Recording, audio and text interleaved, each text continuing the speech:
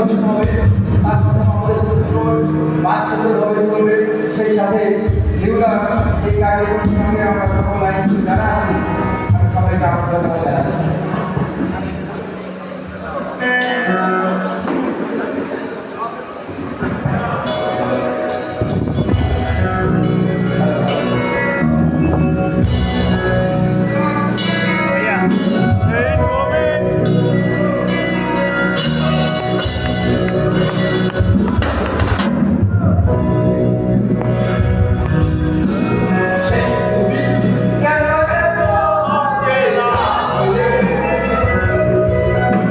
Shake that.